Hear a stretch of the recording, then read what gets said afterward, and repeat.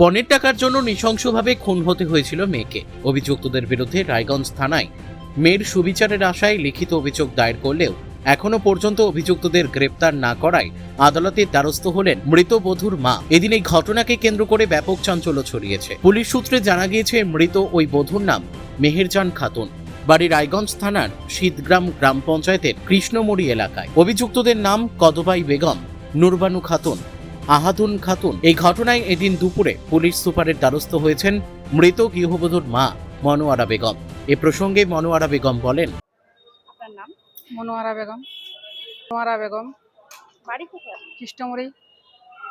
কোর্টে একটা অভিযোগ করেছেন, পুলিশ সুপারের কাছে একটা অভিযোগ করেছেন। হ্যাঁ, কি হয়েছে ঘটনা? ঘটনা হয়েছে আমার মেয়েকে মারে ঝুলন্ত অবস্থায় ঝুলে রেখেছে, রক্তাক্ত অবস্থায়। পুলিশ প্রশাসন এখনো ওদের বাড়িতে যায়নি, অ্যারেস্ট করেনি। একজন আসামিকে খালি অ্যারেস্ট করছে, বাকিগুলো লাফায় বেড়াচ্ছে, আমাকে উল্টা হুমকি দিচ্ছে, আমার ছেলেকে হুমকি দিচ্ছে যে কেস তুলে নাও, নাহলে আরো বিপদ আছে তোমাদের।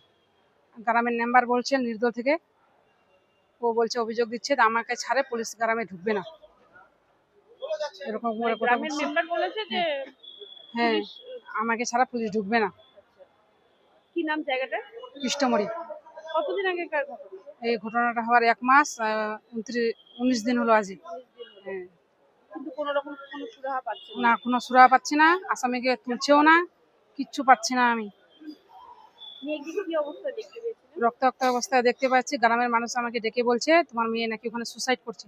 যাই দেখছি আবার সম্পূর্ণ শরীরের রক্ত ভিজে গেছে, আর ফাঁসি দোয়ানো আছে, হোঁটোগুলো ফাড়ানো আছে, পাগুলো পিছন দিকে দেখা যাচ্ছে। ওই অবস্থায় আমি তো ওর মা, কি করে এগুলো বরদাস্ত করতে পারি? আর কারো যদি এরকম একটা মেয়ে হতো গ্রামে, কেউ কি এগুলো দেখে থাকতো? কতদিন হয়েছিল বিয়ে? বিয়ের 5 মাস 6 মাস হচ্ছে রানিং। 5 মাস হয়ে 6 মাস। হ্যাঁ, ডিমের টাকা নিয়ে অত্যাচার করতো, ডিমের টাকা কিছু দিয়েছি, কিছু আবার দিতে চাইছিলাম, একটু জমিও দিতে চাচ্ছিলাম বাড়ি করার জন্য, আর একটা গাড়ি দিতে চাচ্ছিলাম।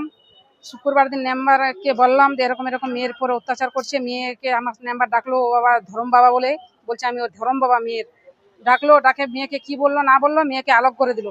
আলোক করে দেওয়ার পরে আমাকে মেয়ে বললো আসে, মা আমাকে জুদা করেছে। আমি মেয়েকে বললাম না মা দেখ, জুদা টুদা হইস না, তুই এখান থেকে খাইটায় যাবি, দরকার বলে টিফিনে করে ভাত নিয়ে যাবি, ওখানে রান্না করিস না, দেখ তোর শাশুড়ি বলছে কিনা খাতে। ওরকম করতে হয় না এক জায়গায় থাকলে। মেয়েটা সোমবার দিন আসে, আবার রান্না টান্না করে ভাত টাত নিয়ে গেল। মঙ্গলবার দিন আসে না, সোমবার রাত থেকে ওর সঙ্গে অশান্তি ঝগড়া। ওর ভসুর বলছে যে তুই যদি আমার সাথে শারীরিক সম্পর্ক থাকিস তাহলে থাকতে পারবি, নাহলে তোর মার মতো আমি লাফাই বেড়াতে তোদেরকে দিব না, তোর বাবার বাড়িতে আমি জাদুমণি আমার ভাইকে খোয়াইছিস। এইভাবে মেয়ের পর টর্চার করতো। মেয়ে এখানে আসতে দেয় নাই। মারলো কারা? ওর ভসুর মেরেছে, ওর বাড়ির লোক সবাই জানে ওর ভসুর মেরেছে।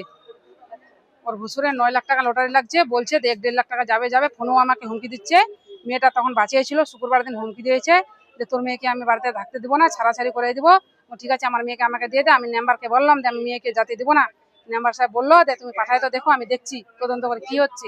পাঠালাম, পাঠার পরে আবার ওরা বললো যে জুদা করে দিয়েছি মেয়েটাকে। জুদা করে দেওয়ার পরে মেয়েটা আবার শুক্রবারে করলো, আবার বুধবারে মেয়েটাকে মারি দিল। গ্রামের মানুষ বলছে আছে যে তোমার মেয়ে সুসাইড করছে, আর যা দেখছি যে সুসাইড ওটা না, ওটা মার্ডার করানো, কি ঝুলিয়ে চাইছেন দিয়েছে। এখন আপনারা? আমি ওদের সাজা চাই। থানায় অভিযোগ করেছেন? থানায় অভিযোগ করেছি, কিছু পাচ্ছেন? কিচ্ছু পাচ্ছি না। এখন কি চাইছেন? এখনো আমি ওদের সাজা। রায়গঞ্জ থেকে বিথিকা পালের রিপোর্ট, কুলিক নিউজ।